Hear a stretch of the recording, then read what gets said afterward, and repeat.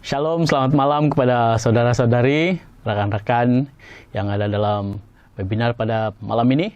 Saya sangat bersyukur karena diberikan peluang untuk berkongsi bersama-sama satu topik yang menurut saya sangat menarik, yaitu keluarga Kristen, kepimpinan dan komitmen. Kita berharap dalam perkongsian yang ringkas pada malam ini, kita akan mencapai sekurang-kurangnya 3 sasaran. Yang pertama, memahami pembentukan keluarga adalah rancangan asli yang indah daripada Tuhan untuk kemuliaannya. Sasaran yang kedua, kita berharap agar kita dapat mengetahui dasar asas kepimpinan keluarga dalam Alkitab. Sementara sasaran yang ketiga adalah kita coba untuk memahami, mempraktikkan komitmen keluarga Kristen dalam hidup seharian kita melalui kasih Kristus. Saudara-saudari yang saya kasih sekalian, keluarga adalah organisasi pertama yang dicipta oleh Tuhan di dalam dunia ini. Jika kita melihat kepada kisah penciptaan dunia dan segala isinya, maka kita sadar bahwa rancangan Allah menciptakan Adam dan Hawa adalah untuk menjadi sebuah organisasi keluarga. Dalam Kejadian 1 ayat 26 hingga 30, berfirmanlah Allah, baiklah kita menjadikan manusia menurut gambaran dan rupa kita. Mereka akan berkuasa atas ikan-ikan di laut, dan burung-burung di udara, dan atas ternakan, dan atas seluruh bumi, dan atas segala jenis binatang melata yang merayap di muka bumi. Maka Allah menciptakan manusia menurut gambarannya. Menurut gambaran Allah, Dia menciptakan mereka lelaki dan perempuan. Allah memberkati mereka, lalu Allah berfirman kepada mereka, beranak cuculah dan bertambah banyak, serta penuhi dan taklukilah bumi. Berkewenangan di atas ikan-ikan di laut dan burung-burung di udara, dan atas segala makhluk hidup yang berkeliaran dan yang bergerak di bumi. Berfirmanlah Allah, lihat, aku memberimu segala tumbuhan yang berbiji di seluruh bumi, dan segala pokok buah-buahan yang berbiji. Itulah akan menjadi makananmu. Dan kepada segala binatang di bumi dan segala burung di udara dan segala yang merayap di bumi yang bernyawa, kuberikan segala tumbuhan hijau sebagai makanannya. Pembacaan kita sebentar tadi menjelaskan kepada kita bahwa Adam dan Hawa diberikan perintah untuk menyelia dan menyelenggara semua ciptaan yang lebih awal diciptakan daripada mereka. Atau dalam arti kata lain, Allah mahu keluarga Adam dan Hawa menjadi pemimpin kepada segala ciptaan Allah. Ini jelas memberikan kenyataan kepada kita bahwa Allah menciptakan Adam dan Hawa serupa gambar pribadi Allah sendiri untuk menyatakan kemuliaan Allah kepada dunia ini. Oleh itu, kepimpinan pertama yang wujud dalam sejarah dunia adalah kepimpinan keluarga. Allah sendiri yang menciptakan organisasi kepimpinan ini. Ketika Allah menciptakan Adam dan Hawa di Taman Eden, inilah kepimpinan pertama yang dicipta oleh Allah sendiri. Adam menjadi pemimpin utama, sementara Hawa sebagai penolongnya. Tidak ada bendahari, tidak ada setiausaha, tidak ada ejek kecil pada masa itu. Yang ada hanya Adam sebagai ketua dan Hawa sebagai penolongnya. Sebab itulah memiliki keluarga merupakan sebuah komitmen yang telah ditetapkan dari awal oleh Allah. Tidak ada satu manusia di dunia ini wujud tanpa sebuah keluarga. Kalau kita melihat sedikit definisi keluarga dalam Alkitab, saya percaya bahwa dalam video-video ataupun ceramah-ceramah sebelum ini oleh rakan-rakan kita, mereka sudah menjelaskan mengenai definisi keluarga. Dalam Perjanjian Lama disebut sebagai bait, yaitu semua keturunan dari para leluhur sampai yang paling muda. Karena Perjanjian Lama menganggap keluarga wujud hanya melalui perkawinan di antara lelaki dan perempuan. Sementara dalam Perjanjian Baru disebut sebagai oikos, yaitu sebuah rumah tangga. Meskipun PB masih Perjanjian Baru, maksud saya tadi, masih menggunakan praktik pemahaman keluarga sama seperti dalam Perjanjian Lama, tetapi ditambah secara rohani, yaitu seorang sahabat yang rela menjadi tanggungan dalam keluarga.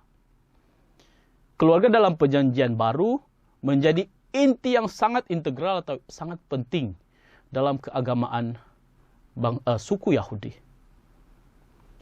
Keagamaan, upacara keagamaan seperti Paskah, perjamuan suci, doa, pengajaran Taurat, semuanya itu dilakukan bersama dengan keluarga.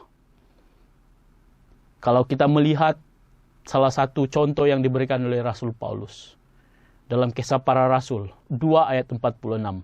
Demikianlah setiap hari mereka di bait suci dengan satu hati dan membahagi roti dari rumah ke rumah. Lalu memakan rezeki mereka dengan sukacita dan tulus hati. Ini merupakan gambaran mengenai keluarga Allah yang saling bersatu hati, saling berkongsi, bahkan bukan dari rumah mereka sahaja, tapi dari rumah ke rumah yang lainnya, untuk berkongsi rezeki yang mereka ada dengan penuh sukacita, dengan penuh tulus hati. Saudara-saudari yang saya kasihi, ada seorang ahli falsafah ketika zaman Rom, bernama Seneca. Dia menulis seperti ini, saya terjemahkan secara halus ataupun terjemahan secara rambang dalam bahasa Malaysia. Kita tidak dapat memilih siapa ibu bapa kita. Bahkan kita tidak dapat memilih kita mahu menjadi anak siapa.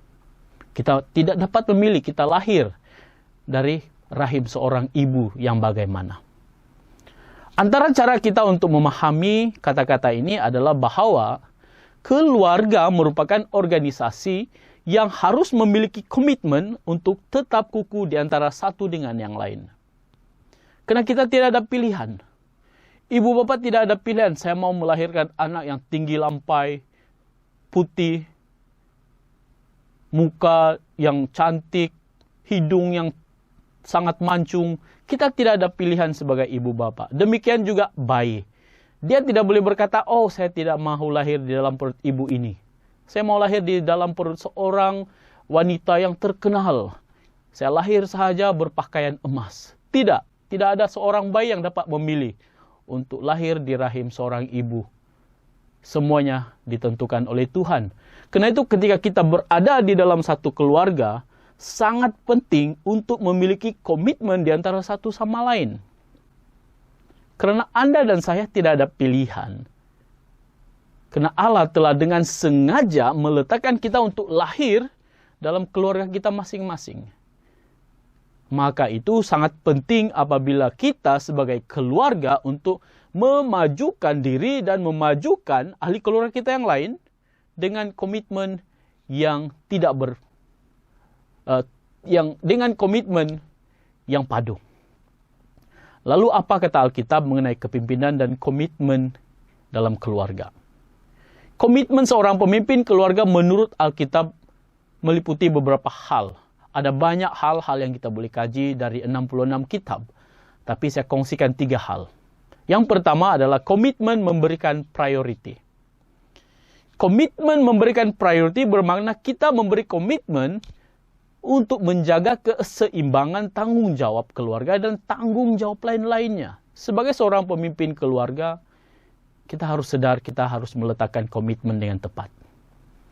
Seorang pemimpin keluarga harus memiliki komitmen untuk menjaga keseimbangan antara tanggung jawab terhadap keluarganya dan juga tanggung jawab lainnya, seperti pekerjaan-pekerjaan sehari-harian dan pelayanan di gereja. Dalam 1 Timotius 5 ayat 8 dijelaskan bahwa sekiranya seseorang tidak menjaga sanak saudaranya, apatah lagi seisi rumahnya sendiri, maka dia menyangkal iman dan lebih buruk daripada orang yang tidak beriman. Bukankah ini peringatan yang sungguh jelas kepada para pemimpin keluarga? Kalau kita tidak dapat menjaga seisi rumah kita sendiri, tidak ada gunanya kita aktif haleluya haleluya dalam gereja, ataupun terimalah Tuhan di tepi jalan, di dalam hutan, di atas gunung, di dalam media sosial. Tapi anak-anak kita sendiri abaikan. Ketika ahli keluarga kita sendiri berteriak, di mana bapak saya, di mana ibu saya memerlukan dia. Sedangkan kita mengabaikan priority utama kita. Seorang pemimpin keluarga harus memberikan keutamaan untuk melayani keluarganya terlebih dahulu. Kemudian meneruskan dengan komitmen di luar rumah. Saudara-saudari, banyak case kehancuran anak-anak bermula daripada kegagalan ibu bapa memberikan perhatian sepatunya, sehingga anak-anak mulai mencari perhatian daripada orang di luar rumah mereka. Rumah yang seharusnya menjadi tempat perlindungan menjadi medan perang untuk emosi dan mindah mereka. Rumah yang sepatutnya menjadi sumber untuk bersandar bahu daripada tekanan luar. Namun apabila mereka balik ke rumah, melihat ruang kosong, dinding kosong, tidak ada orang yang boleh menjadi tempat untuk bersandar bahu. Siapa lagi harapan anak-anak jika pemimpin keluarga itu sendiri, ibu bapa, mengabaikan mereka semasa berada di dalam rumah? Sebaliknya, ibu bapa fokus kepada kegiatan rohani atau kegiatan lainnya di luar rumah. Jangan sampai ada di antara kita, sama ada kita pendeta, kita pastor, kita penginjil, pendoa, pemimpin gereja atau orang Kristen, yaitu pemimpin rumah tangga, memberikan alasan bahwa Allah yang akan atur rumah tangga saya. Karena saya sibuk melayani Allah sesuai perintahnya. Allah tahu mau urus rumah tangga saya. Minta maaf saudara-saudari. Allah memberikan kita peranan untuk mengurus rumah tangga kita. Priority. Utamakan keluarga sebelum kita melayani orang yang berada di luar rumah kita. Perhatikan baik-baik perintah Allah kepada Adam dan Hawa dalam pembacaan kita seperti tadi dalam Kejadian 1. Lalu Allah berfirman kepada mereka. Bukannya kepada Adam sahaja atau kepada Hawa sahaja, tetapi kepada mereka, yaitu Adam dan Hawa bersama-sama. Apa yang Adam lakukan, Hawa seharusnya melakukannya bersama-sama. Jika masing-masing membuat hal sendiri, keluarga akan menjadi bermasalah, saudara-saudari. Kejatuhan keluarga Adam dan Hawa bermula apabila mereka membuat hal masing-masing. Adam berada di tempat lain, Hawa berada di tempat lain. Akhirnya, dasar kepimpinan mereka, yaitu sepatutnya memiliki priority untuk melayani sesama sebagai keluarga, sebagai priority, mulai retak. Karena tidak ada kerjasama, sehingga itulah yang digunakan oleh iblis untuk menghancurkan mereka. Apa yang terjadi adalah suatu yang bersifat fatal. Mereka diusir dari Taman Eden. Kepimpinan yang sebelumnya telah diatur oleh Allah dalam keluarga Adam dan Hawa hancur. Karena mereka berdua, Adam dan Hawa, lupa priority mereka dalam melayani bersama-sama. Melayani keluarga terlebih dahulu. Itu adalah perkara pertama yang kita harus pelajari. Perkara kedua yang kita boleh pelajari adalah komitmen untuk mendidik. Pemimpin keluarga yang Alkitabiah harus memiliki komitmen untuk mendidik keluarganya dengan ajaran Alkitab. Jika Anda adalah suami atau istri kepada pasangan tanpa anak, didiklah pasangan dengan kebenaran Alkitab atau bersama-sama belajar kebenaran Alkitab. Jika Anda adalah ibu bapa, maka komitmen besar sedang menanti Anda, yaitu mendidik anak-anak mengenai kebenaran Alkitab. Kemalangan dalam mendidik keluarga selalunya terjadi sama seperti kemalangan di jalan raya, saudara-saudari. Yaitu akibat kecuaian dan kelalaian. Jika kemalangan di jalan raya berpunca daripada kelalaian mematuhi peraturan jalan raya atau kecuaian memandu dengan selamat, maka kemalangan mendidik keluarga mengenai Alkitab juga adalah berpunca daripada kelalaian pemimpin keluarga itu sendiri. Antaranya kelalaian memilih sumber pelajaran rohani mereka. Mereka suka mengambil jalan pintas dengan menggunakan sosial media. Yang paling terkenal dari dahulu sampai sekarang ini, YouTube, TikTok, Instagram. Dari orang rohani sana-sini. Tanpa menitik beratkan perenungan firman Tuhan yang konsisten dan teratur. Ibu bapak berpikir bahwa apabila mereka menyuap anak-anak dengan konten daripada media sosial seperti itu, maka mereka berpikir bahwa mereka dan anak-anak sudah memiliki kerohanian yang kukuh. Itulah kelalaian yang membawa kemalangan rohani keluarga. Tidak ada rancangan membaca firman Tuhan bersama-sama. Tidak ada doa bersama. Tidak ada ruang untuk menelaah, mengkaji firman Tuhan secara bersama-sama. Bahkan masing-masing dengan gadget sendiri mencari sumber rohani sendiri. Ia ibarat satu kendaraan tetapi memiliki banyak steering. Saya tidak pernah temukan kendaraan satu kereta memiliki banyak steering. Mana hala tuju kereta seperti itu? Kemalangan. Karena masing-masing mau memegang kendali keluarga. Ulangan 6 ayat 6 hingga 7 berkata seperti ini. Simpanlah dalam hatimu kata-kata yang kusampaikan kepadamu hari ini. Ajarkanlah kesemuanya dengan saksama kepada anak-anakmu. Lalu perintah ini adalah untuk ibu bapa kepada pemimpin keluarga. Dan bicarakanlah semua itu ketika engkau duduk di rumahmu, ketika engkau dalam perjalanan, ketika engkau berbaring, dan ketika engkau bangun. Ditambahkan dalam 2 Timotius 3 ayat 16-17. Segala tulisan yang diilhamkan oleh Allah memang bermanfaat untuk mengajar, untuk menyatakan kesalahan, untuk memperbaiki kelakuan, dan untuk mendidik dalam kebenaran.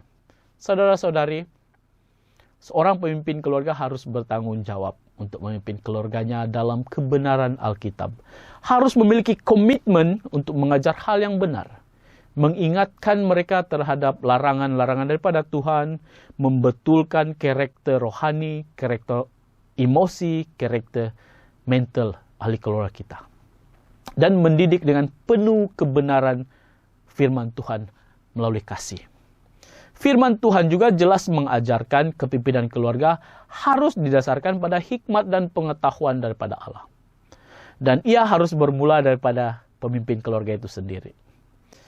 Pemimpin keluarga harus memahami ajaran Alkitab dan memiliki kebijaksanaan daripada Roh Kudus agar bijaksana dalam mengambil keputusan yang tepat untuk keluarganya. Amsal 24 ayat 3 dan 4 berkata seperti ini. Dengan hikmah rumah dibina dan dengan pengertian dikukuhkan. Dengan pengetahuan bilik-bilik dipenuhi dengan segala harta dan indah. Kita boleh memahami kata-kata ini, kata-kata dari Amsal, sebagai fondasi sebuah keluarga.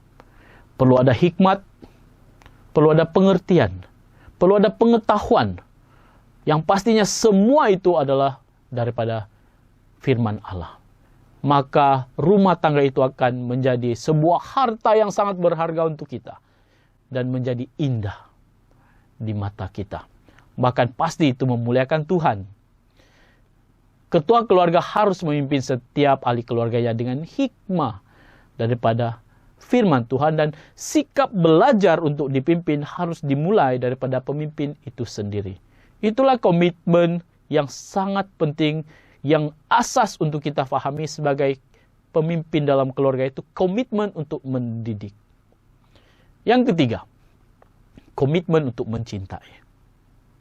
Komitmen untuk mencintai. Seorang pemimpin keluarga harus memiliki komitmen yang sangat kuat untuk mencintai keluarganya. Makna tersirat daripada firman Tuhan yang tercatat dalam Ulangan 6 ayat 6 hingga 7 yang kita bacakan seperti tadi. Saya bacakan sekali lagi. Simpanlah dalam hatimu kata-kata yang kusampaikan kepadamu hari ini. Ajarkanlah kesemuanya dengan saksama kepada anak-anakmu. Dan bicarakanlah semua itu ketika satu, engkau duduk di rumahmu. Kedua, ketika engkau dalam perjalanan. Ketiga, ketika engkau berbaring. Dan keempat, ketika engkau bangun. Minta maaf saudara-saudari, para pemimpin keluarga. Kita tidak ada rehat untuk memimpin keluarga kita. Kita berjalan, kita duduk, kita berbaring, kita bangun pagi memulai hari yang baru. Itu adalah masa untuk kita mendidik keluarga kita. Kenyataan pahitnya adalah tidak ada keluarga yang sempurna. Sehingga setiap daripada ahli keluarga kita pasti akan bersikap salah di antara satu dengan yang lain. Seperti bait lirik daripada lagu P. Ramlee. Sedangkan lidah lagi tergigit. Ini kan pula suami istri.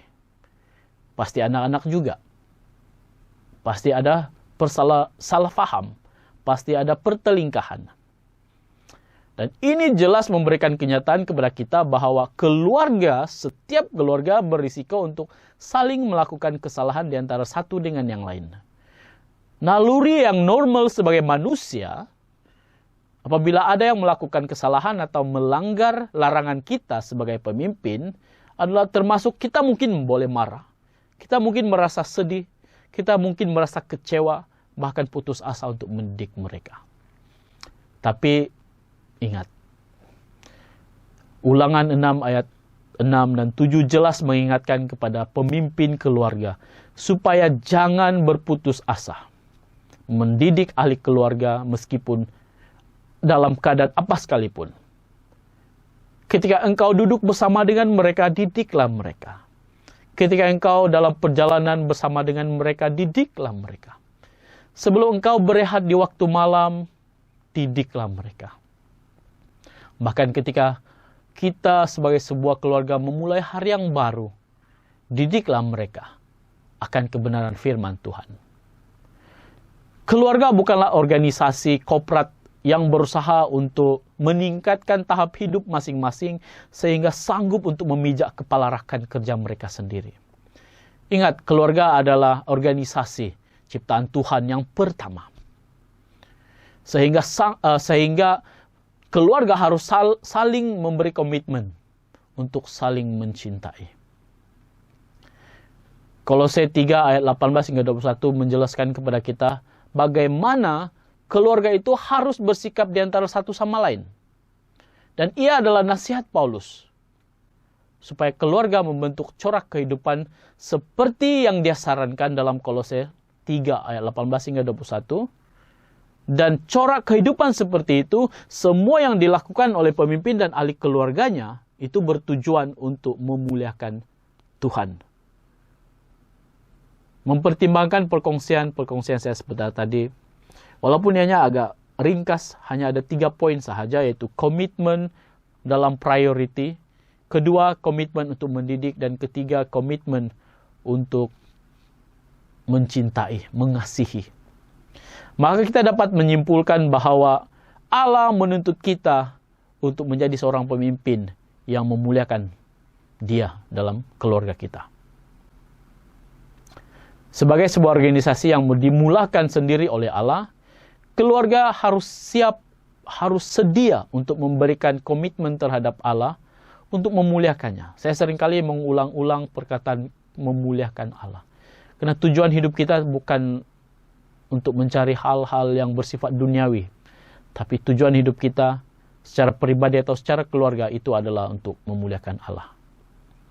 Sesuai dengan firman Tuhan, sesuai dengan teladan yang ditinggalkan oleh Yesus Kristus. Marilah kita belajar untuk memberikan komitmen, menunjukkan kepimpinan kita dalam keluarga kita dengan penuh kasih. Seperti yang ditunjukkan oleh Yesus Kristus, mengasihi tanpa menghakimi. Seperti yang ditunjukkan oleh Yesus Kristus, mengasihi sehingga sanggup berkorban demi kemuliaan Tuhan, demi keselamatan keluarganya sendiri. Kalau Yesus sahaja menganggap kita sebagai keluarga, apatah lagi kita, darah daging ahli keluarga kita sendiri. Kita tidak ada pilihan selain memberikan komitmen untuk mendidik, komitmen untuk mengutamakan mereka, komitmen untuk mengasihi, mencintai mereka. Semoga perkongsian ini mencapai sasaran yang kita harapkan sebentar tadi. Yaitu kita memahami pembentukan keluarga adalah rancangan asli daripada Allah dan itu adalah rancangan yang indah. Yang kedua, kita telah mengetahui dasar kepimpinan keluarga secara alkitabiah. Dan yang ketiga, kita tahu bagaimana mempraktikkan komitmen dalam keluarga sebagai pemimpin dan sebagai ahli keluarga. Tuhan Yesus memberkati.